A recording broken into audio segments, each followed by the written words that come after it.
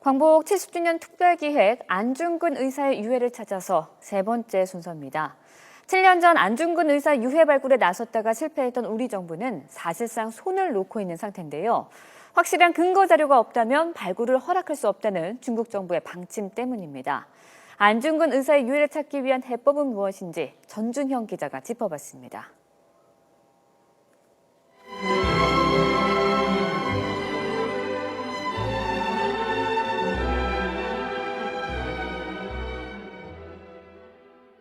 지난 2008년 우리 정부는 중국 리순 감옥 뒷산에서 안중근 의사 유해 발굴에 착수했습니다.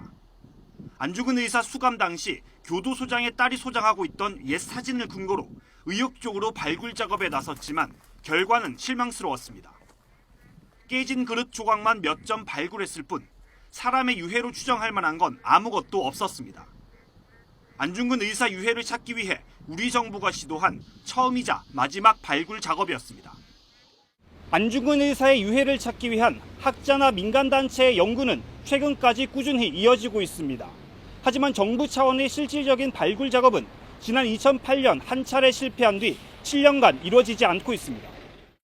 중국 측이 확실한 근거 자료 없이는 발굴할 수 없다는 입장을 고수하고 있기 때문입니다.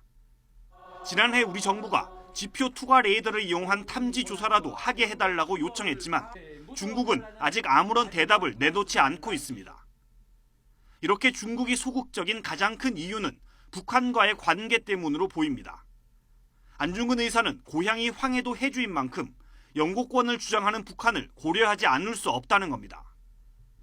실제로 지난 2008년 유해 발굴 작업 때에도 남북이 공동 조사를 추진했고 발굴 작업도 북한의 동의가 있었기 때문에 가능했습니다. 명확하게 얘기는 하지 않지만 북한 측의 동의라든지 북한 측하고 공동으로 하는 작업도 있어야 되지 않겠는가 하는 의사를 표시하고 있습니다. 하지만 남북 관계가 경색되면서 안중근 의사 유해 발굴을 위한 남북 간 논의는 거의 이루어지지 않고 있습니다. 우리 정부 내에서 주관부처 담당자가 수시로 바뀌어 업무의 연속성이나 의지가 부족하다는 지적도 있습니다. 지속적으로 안 그러면 영구적으로 이런 한 기관이 있든가 멤버가 있어야 됩니다. 안중근 유해 발굴 이런 멤버 안 그러면 그룹이 있어야 이 서류를 이제 같이 공유를 하고 같이 연구를 하고.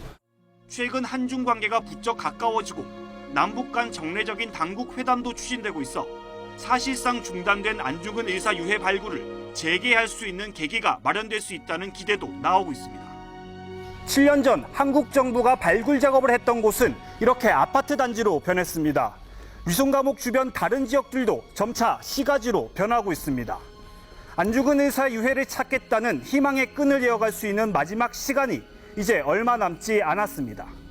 중국 다롄에서 YTN 전준영입니다.